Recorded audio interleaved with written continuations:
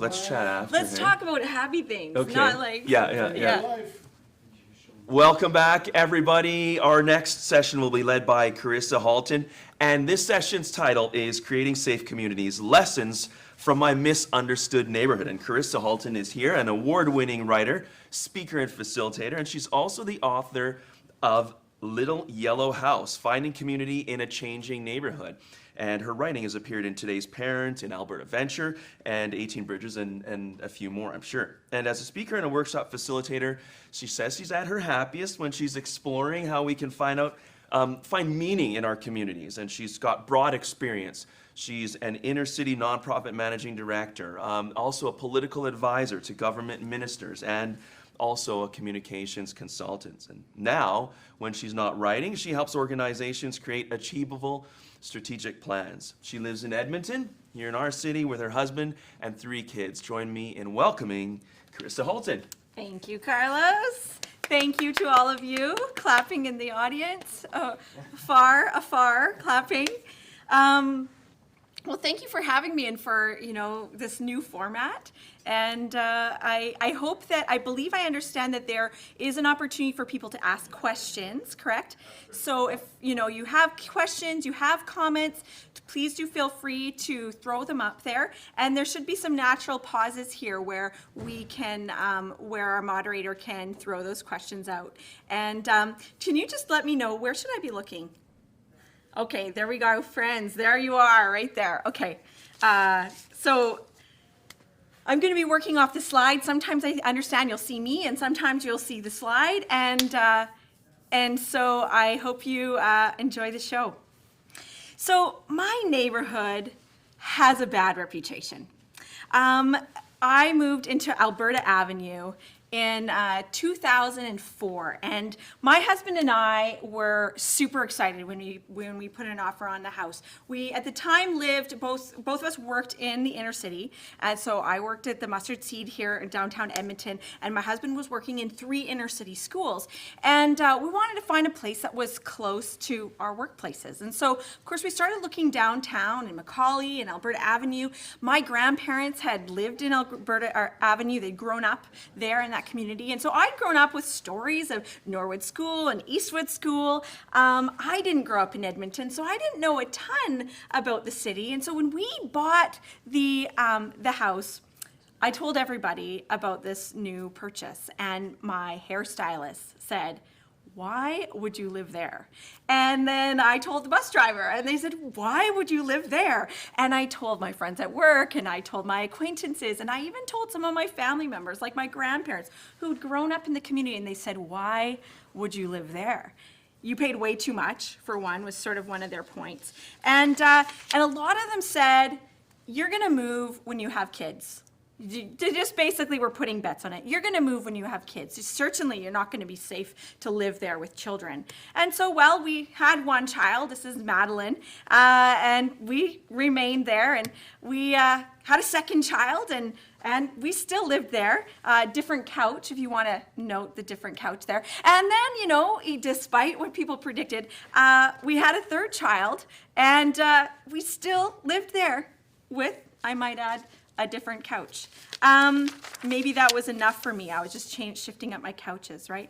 And it's something maybe about the nesting and so I finally found that people, once they heard I had 3 children, were stopped predicting that I was going to move. But they began then to say, "Well, you'll probably move maybe when the kids go to school. Because surely you don't want your kids to go to the inner city schools." Now, my husband worked in the inner city schools, and one of the advantages of doing that was that he knew a lot of the teachers, he knew a lot of the aides, he knew there's so much supports in our central schools for reading and writing and after school care, and so we knew that it was a kind of a great school to send our kids to. So here's my first daughter set to go to her first day of kindergarten. She's going to Delton School. And yes, very adorable in my opinion. And so, we get her ready to go. And, I've taught her everything I can about privacy, this is my address, this is your phone number, this is, these are the words that you don't say, in public kind of thing. And I felt like I'd prepared her. And so my husband and I both took the day off work and we took her to the yellow school bus. And of course, a stranger comes with big bushy eyes and picks up my baby. And I just sort of say goodbye as she waves a little nervously from the window. And that afternoon, of course, my husband and I go back. We're both together and we're both feeling pretty nervous for her. And we're standing on the sidewalk. We're waiting for her to come and we can see her tiny little, she's so short you can't even see her through the windows. We see her tiny little head going down the aisle, and then she comes to the top of the stairs and she says, "Daddy!" And she lifts her arms up and she runs down the stairs. And as she runs down the stairs, she sets up her hand like this. And as she reaches him, instead of hugging him, she slams her karate chop into his groin. And she yells as she does it, "Penis slash!" And she runs away. And so this is what my child would learn in her first day of kindergarten, is the penis slash game. It introduced a number of different interesting conversations about consent. But I figured that probably my children would learn that particular action anywhere, right? Anywhere. And so we sent, of course, our second daughter to Delton School. And after that, really, people stopped suggesting that we would be moving. I think that when we just sort of ended up finding not only just that we didn't move, but we met all sorts of new people in our community. Our neighbors, we met people at the store, we met people at the cafe, we met people through the school, and we found that increasingly, we had a community that nobody that we had talked to originally had predicted for us. Of course, they predicted the opposite, that we wouldn't be safe. And instead, we found our house kind of filling with people. And so I ended up continuing to kind of hunker down, and I began renovating our home. We added a couple of windows. You can see I'm very pregnant there in the bottom right, so tight and taut in my stomach. My house was the opposite. The skin of my house was just dripping, off of it. It was the stucco that was just sort of sagging. 100 years old it had been on that house. And so we fixed up our house. And as I fixed up the house, and as I watched the changes that were happening in our community with other people fixing up their houses, with some of these old cat houses that you couldn't even remember really what they looked like, except that they were, smelly and they maybe were pink. Those were coming down and new houses were being built up. And as a writer, I've always been interested in contrast and in things that are different. And of course, the contrast here was that people predicted I'd be unsafe, and yet I felt so much safety. And I knew, though, that I was in the middle of a transition in a neighborhood that was old and potentially gentrifying. And as a writer, of course, that interested me, and as a social advocate, that also concerned me, because I thought about, well, what is it that my work on my house, by painting it, by adding new windows, by renovating, what impact am I having on the community that maybe could be negative? Is it possible that I might be increasing the property values in my community, making it generally unaffordable for the people that in many ways I had, who had inspired me to move to the community, those folks that were vulnerable and, eating and living at the mustard seed. And so as I wrote the book, it's a book of essays and stories, really narrative stories. I'll tell you a few of them. As I wrote them, I also began to be curious about how safety played a really significant role in all of the community discussions and the conversations that were happening with my neighbor. And I really feel like safety has like a really intricate sort of relationship with building community. And that happens not just, of course, community doesn't just happen in our neighborhoods, it happens in our work cultures as well. It happens in our home cultures. And so I want to talk a little bit today just about the impact, about what I saw in my community that helped build people's understanding and sense of safety, which ultimately did lead to a lot of great community connections. Safety has a major majorly significant is a little bit different maybe in Alberta Avenue than in other communities. Of course, many people who've lived in Edmonton for a long time have heard or seen the media headlines that talk about how there was the sex trade, there's the drug trade, there was a murder. A lot of times the news will talk about the danger in our community. This isn't the drug house that I'll talk about, but I had a good friend who, her name was Christy, and she had a house. She moved into this beautiful little 1950s bungalow, and next door to her was a home that was rented, and it was increasingly rough. It was increasingly looking rough. You know, the trim was coming off it. There were shingles that were falling off it, and increasingly they were having to call their friend Ted, who was the landlord to this property next door, and they'd call Ted at 1 a.m. Hey, buddy, yeah, there's your tenants are on the roof right now. Then they call him at 3 a.m. Hey, your tenants are like wheeling through our behind our alley back and forth with their car. Hey, Ted, I just saw someone get stabbed. Hey, Ted, I just saw a kid get abused. Hey, Ted. And over and over and over, they called Ted. And Ted would answer the call, and then he would hang up. And he continued to essentially rent the place to lots of people that were in all sorts of different state of stress, and of course a lot of vulnerability, but also a lot of drug use and drug abuse. And so the house created a completely different neighborhood, or shifted the sense of the block for Christy. Increasingly, her neighbors would get out of their cars and they'd squirrel into their house as fast as they could. Sometimes they wouldn't, many of them built garages who could afford it, so they could come into the garage and wouldn't even have to come onto the street.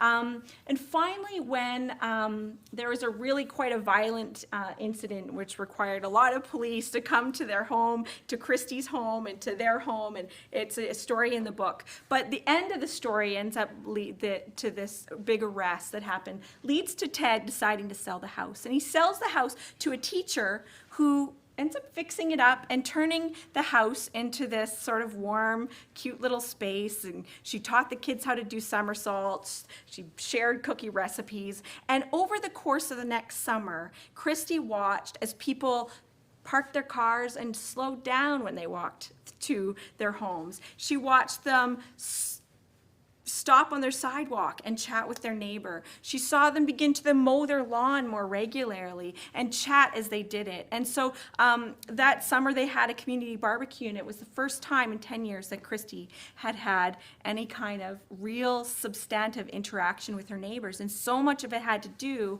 with the fear that that drug house had created. Now, I never lived next to a drug house. I was very grateful, and so my experience of my block was absolutely different than Christy's. Right from the start, my block was a really safe and kind of fun space to be. One lesson that I guess the first lesson I want to talk about in terms of what my neighborhood taught me about building safe community was, I think, a lesson that really actually suits today when we think about watching out for each other and the reality of what has happened in terms of the cancellation of the college-wide learning day and so much of the work that's happening around social distancing. And so much of what this is about watching out for each other. Now, Bill was he was in his, at that time, he's in his 70s now, but when Bill and Jillian first met, Bill was in his late 50s, and he loved cats. He lived in a rooming house that I'd say looked like a 4-square home, so it's one of these homes you buy off a catalog in the Sears catalog 100 years ago, and basically it had been cut up into about 6 to 8 rooms, and each room had a little bed and little, hot plate, and then they had a shared bathroom usually. These rooming houses that are in Alberta Avenue aren't that affordable, and many of them are built so that they're not necessarily that safe either. Fire hazards, plumbing problems have always been a real issue around safety for individuals. But for Bill, he'd been for 20 years, he'd been off work because he had a back injury, and Bill couldn't work, but he also didn't feel like he wanted wanted to get any kind of disability insurance. And so Bill had survived mostly by taking care of the rental properties that his landlord owned. And so he made a little bit of money, and he was looking out the window in about 2006. If you remember that time, if you owned a house, you felt really rich because 2006, you just saw this insane increase in your property values. And so that really impacted Alberta Avenue, because a lot of people who'd held on to properties that maybe were $50,000 in the 90s, now they could sell them for 80 or for 100,000. And so it made sense for people to sell them. So people started selling houses, and of course, lots of renters ended up having to move out. And in this process, cats were left.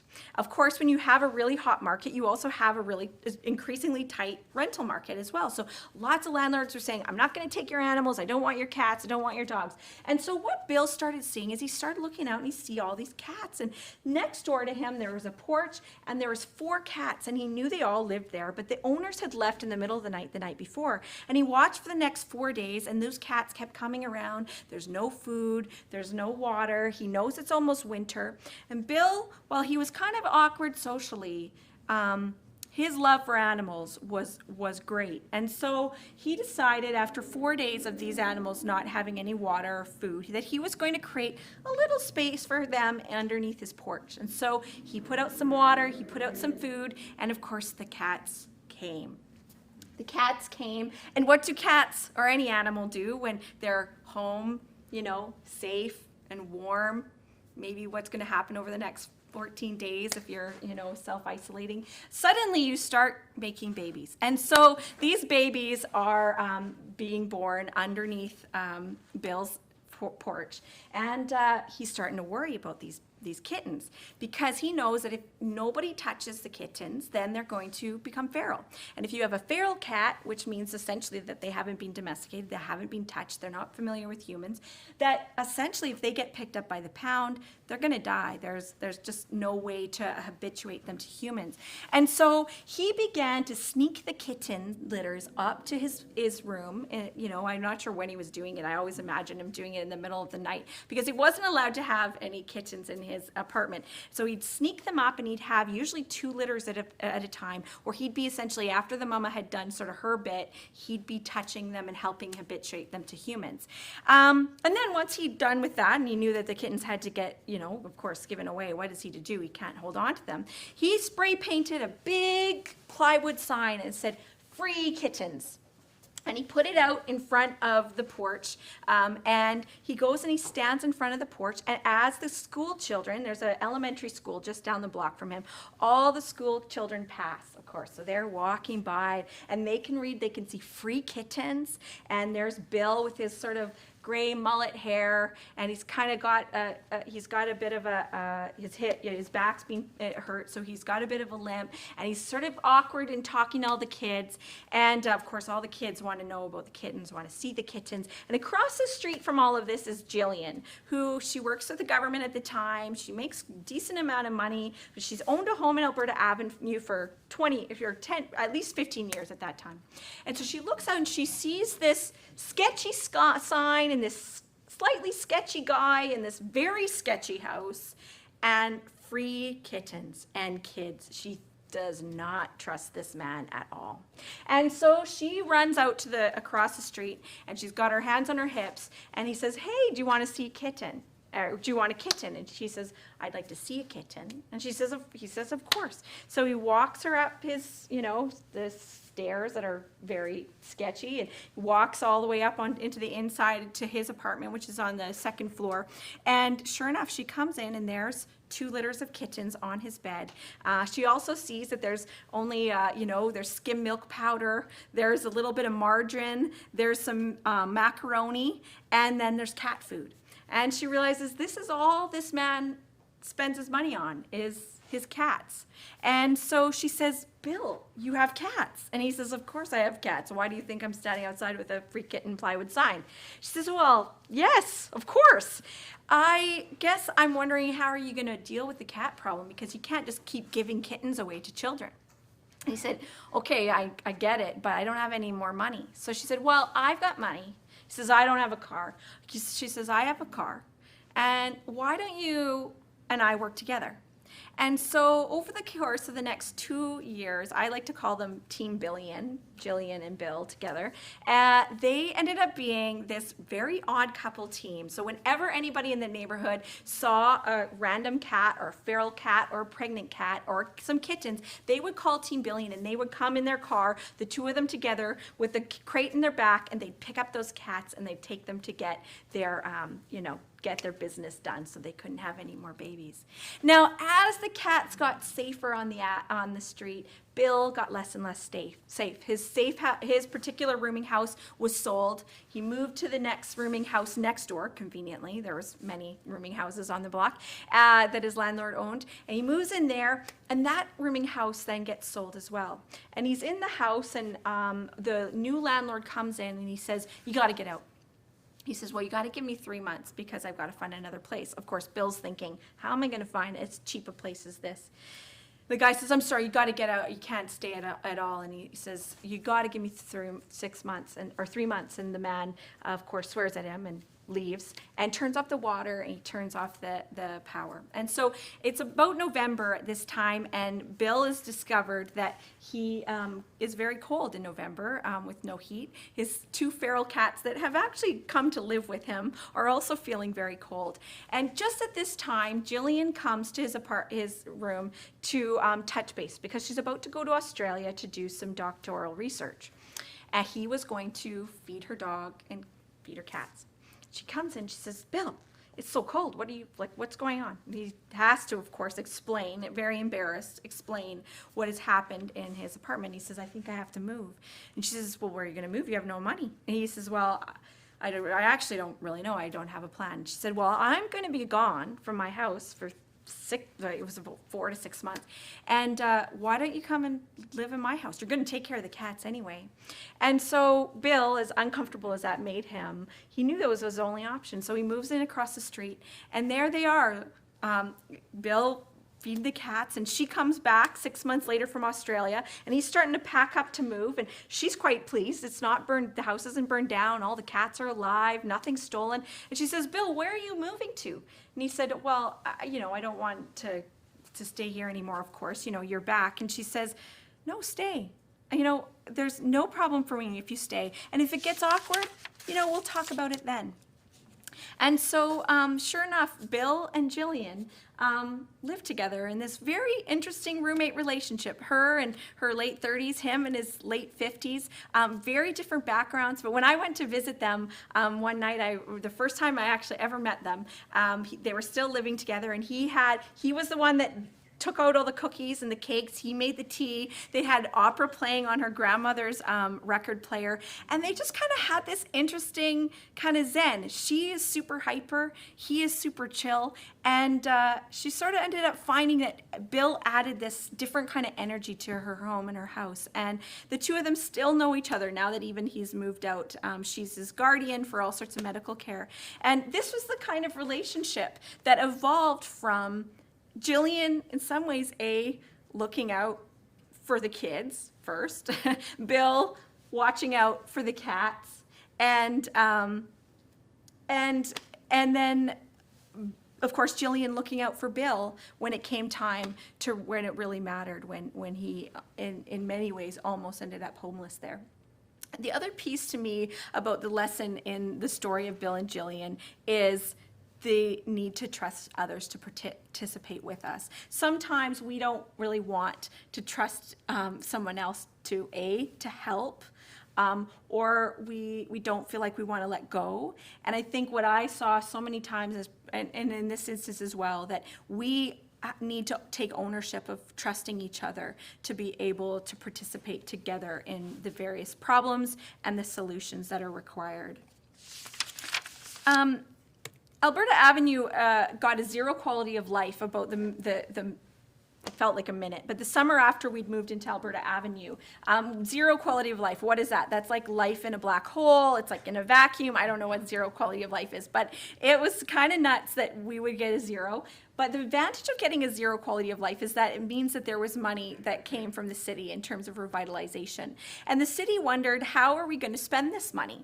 And they decided that they would listen to people. And so one thing that I feel is really critical to creating a safe community and also safe work culture is our ability to listen carefully. That means decision makers, particularly people with authority, but it doesn't always mean people with decision making. It also means us with colleagues. But the city came and they listened carefully. They listened for the hopes. They listened for needs. They listened for passions in the neighborhood itself. And then they designed programs that showed that they listened. And I'll tell you about one of these programs. We had this great and it's still there actually. It's called the Small Sparks Grant. And basically it was $250 and anyone could apply. It was super simple to apply. You just need to basically talk to a person. And anything that created community would be funded. And so here's me with a baby. We're doing a workshop around making baby slings. So we had about 12 different families, grandmas, grandpas, all learning how to make the baby slings. And we were wandering around in the coffee shop wearing our babies. This was a bread making workshop, which was essentially for $5. Everyone came and was sponsored by the Spark Grant. It allowed us all to make like dough and cinnamon buns. We had 25 people that came out for bread making workshop.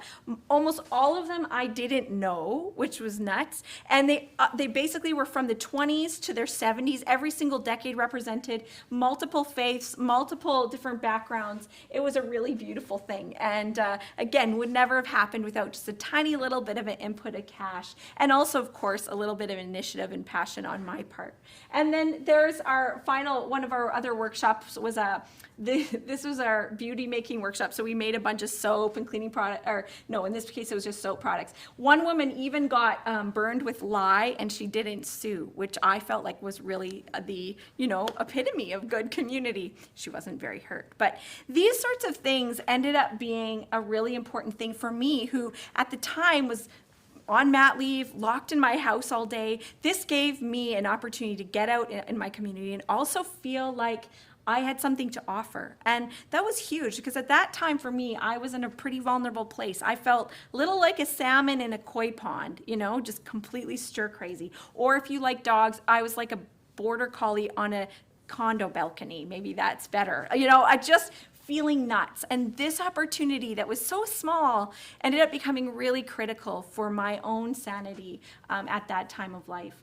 And so really, one of the really key things that I saw happening in Alberta Avenue was that people got together. Of course, at this time, we can't be all together, but getting people together is a really significant and important element to people being able to feel safe together because they learn about each other.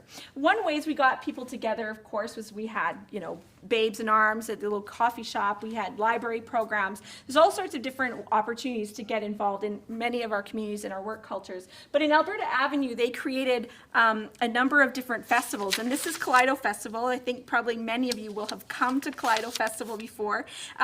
My daughter actually, when she was very young, at 3 or 4 years old, she'd be asked, what do you want to do when you grow up? And she always would say, I want to be a balloon artist, because that's how many times she saw balloon artists at work. We had a lot of balloon artists.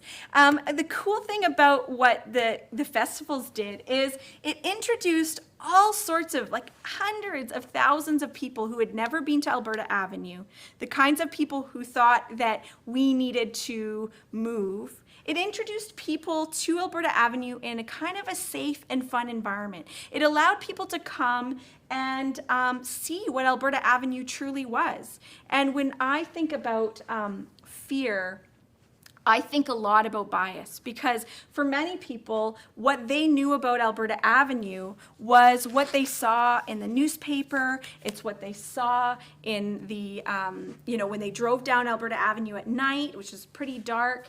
They had a lot of biases about what existed in Alberta Avenue. And by coming to our community, they saw all the different things that was there, not just the fun things, but they often were invited they came back to the school. There's the library programs. There's all sorts of churches. These spaces are spaces that don't make the news. They're not in the headlines. But when I think about what made my community safe for me and my family, that never was on anybody else's radar, it was these spaces. The school feels warm and inviting. There's all sorts of great staff at EPL. It's got a little, train that's super fun. You've got lots of people filling that space. But all of them calm, connected, joking with each other. It's something that I think we need to all think about, that in every space where we are, either in our work cultures or in our neighborhoods, there's lots of places where there's hubs that really good things happen.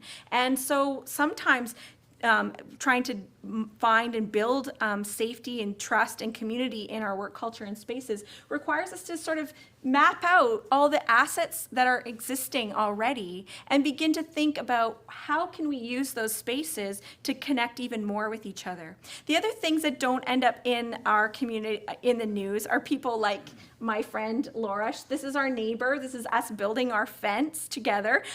We had some conflict about the fence because Matt and I took down the fence when she was in Eastern Europe for a wedding, and we'd been talking about doing this fence for ages. And this was a fence that, when basically my kids poked it, it would fall down even further. So finally Matt decided to pull out the fence, and we had no fence for ages. And then her dog, there's lots of conflict about her dog not having a fence. So Laura and we managed to get over the fact that we'd taken down the fence way too early and inappropriately. Thank God we worked it out. And then we built a fence together. And so we had a ton of fun. And the other neighbors that were on my block, I had speech therapists. There was a great, there's a house, a very small house where 3 generations of people lived. The grandma always walked back and forth in front of our house, probably 3 or 4 times a day with the kids. We had a Senegalese family that lived 2 doors down that would invite us for supper where we could eat on the floor. And my kids never then again ever wanted to eat on the table because, of course, now they've been assured that there are cultures that don't need a table to eat. And so many different neighbors that invited us into their homes and allowed us to get to know the different spaces and places where they come from, and again, to feel safer, to exchange contact information. This is our little guinea pig friend. Tristan was a neighbor who lived across the street, and he was 7 years old when we first met him. He brought this guinea pig over all the time, and it got lost in our deck, under our deck, and we had to remove at least 7 or 8 deck boards to get this stupid thing out. But Tristan, I guess, brings me to one of my last lessons that I learned from my neighborhood. Tristan was 7, and he had a kidney disorder. So his family had moved into our community from a small town in Alberta, needing to be closest to the Stollery Hospital. And so he had to have kidney surgery. He had to have dialysis all the time. He had there's 7 kids in the family, 2 parents, in a 2-bedroom home, essentially. And so he was often looking for ways to get out. And so he would come hang out with us all the time. I loved it. He ate anything I gave him. Usually my kids would look at my food and they'd think that I was serving them dysentery. And but Tyler, he just looked at it and he's like, oh, I'm going to eat that. And he loved my food. We started, though, after he started coming over, started missing money. So we lost a $20 bill here, then we lost a $100 bill, and then one day I discovered that about $120 was missing from my office drawer where I kept my stash of budgeted cash. And so I felt really anxious that could it be him? Maybe I spent it, maybe it's nothing. But I called his mom because after the 120, I just thought, it seems like too many $20 bills have gone missing. And I said, I feel so bad about saying this, but have you maybe seen any money? Does Tyler have any money, around? And she was silent for a moment, and then she said, I'm so glad you called. He found $80 under a rock yesterday, she said. And I said, under a rock? She said, yeah, I know. It seemed pretty unbelievable to me too, but I didn't really know where this money was coming from. And so I said, well, we are missing the money. I don't want to think that it was him. And just as we're chatting and she's hanging up saying, I'm coming over, I see Tyler. I changed his name because he's a child, but I'm going to mix it up, unfortunately. So I'm calling him Tyler to you. And I look out on my kitchen patio doors, and I see Tyler coming up the stairs in our back, from our back alley. and he's dragging a Value Village bag, like just drag. So to the point, it's so heavy that the handles are stretching to the point of almost breaking, right? It is almost as big as him. And he's pulling up the stairs. And just before Tyler's mom signs off, I said, he's coming. He's got a Value Village bag. And so she says, I'm going to come over and we're going to deal with this. So he comes into the kitchen, he starts taking out gifts for us. So, ponies. We've got the ponies. We've got Barbies. We've got a ring for you, Carissa. I'm so happy that I could buy you a ring, he says. His mom shows up. His mom never shows up, but this doesn't cue him. He's like, Mom, I bought you this gift. And she shows him this game that she bought him. And she's got all these gifts that he's bought. And of course, they're guilt gifts. Because he used my money to buy all these gifts. And so we sit him down in the living room, and my daughters are sitting with their new My Little Ponies that they totally adore, watching TV. And we say, Tyler, did you steal the money? And he says, no. For 10 minutes, he insists he did not steal the money. Finally, his mom says, well, we got to go. And so they leave. Of course, I just feel sick to my stomach. This is a boy that I've come to love. And I am upstairs putting the kids to bed when I hear the doorbell ring. And he is at the door. It's actually his mom at the door. And I open the door, and he's on the sidewalk about 10 feet away from me, and he refuses to come up the stairs. So I go down the stairs to him, and just as I go down the stairs, of course, it starts to rain. And it's raining, and I'm crying, and he looks at me, and then he falls flat onto my dandelion lawn, and he just sobs. This is a boy of 10 by this point. And sadly after that, he admitted to stealing the money, and ultimately his parents said he couldn't come over anymore. It wasn't me that said that. I felt like we could maybe make a deal, but his parents felt like, of course, he'd broken trust. And the consequences for him was that he had to pay us back with shoveling our walks the whole winter long.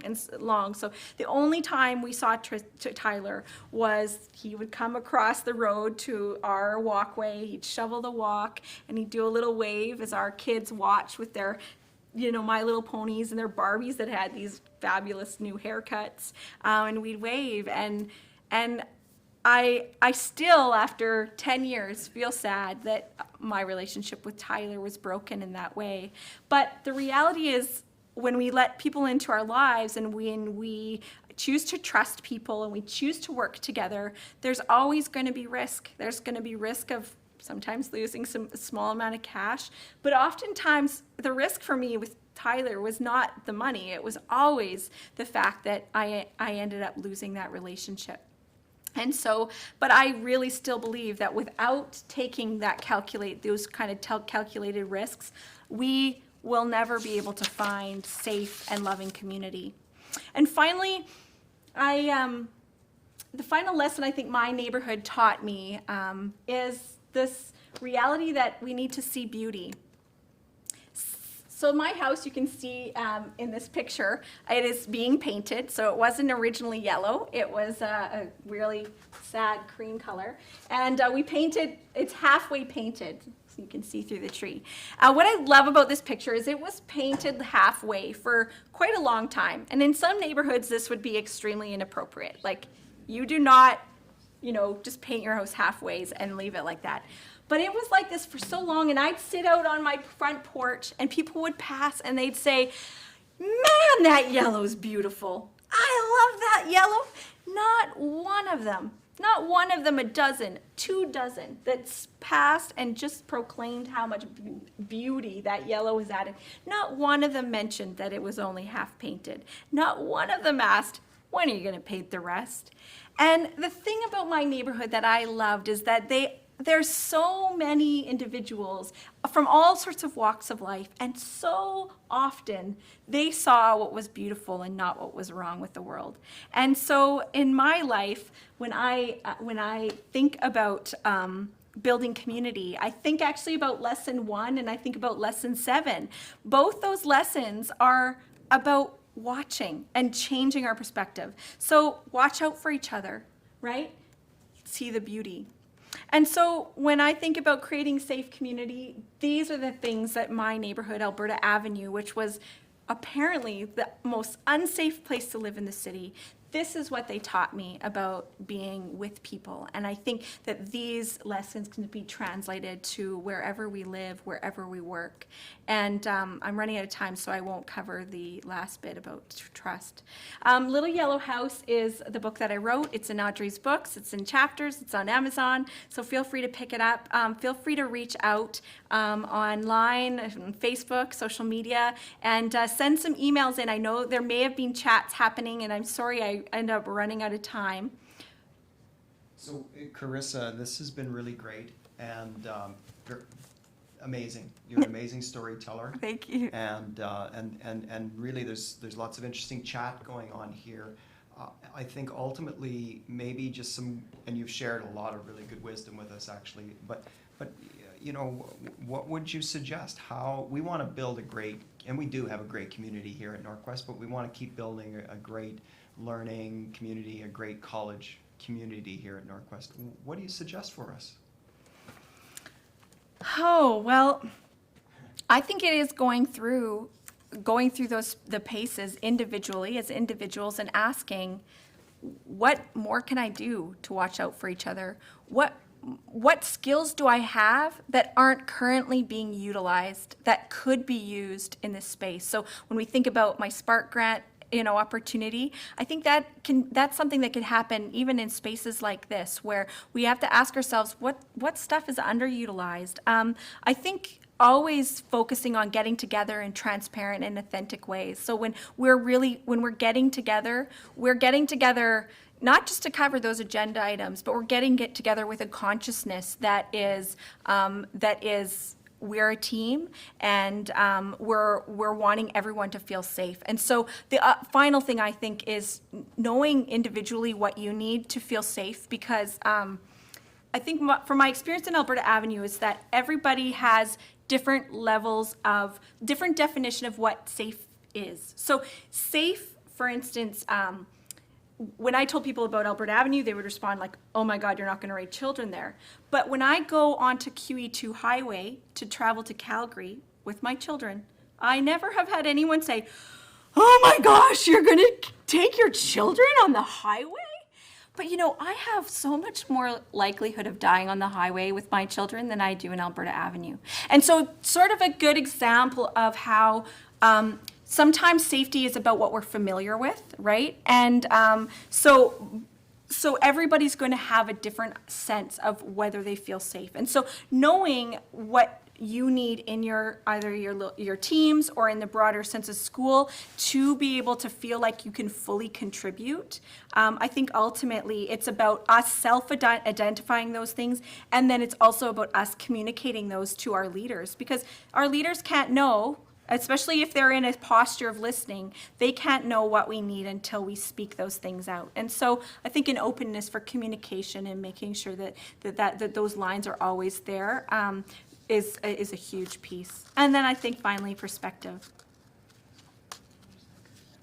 Yeah, fantastic. That's such great things, and yeah, I would agree. And it's in your stories, really, to be open and accepting and know yourself.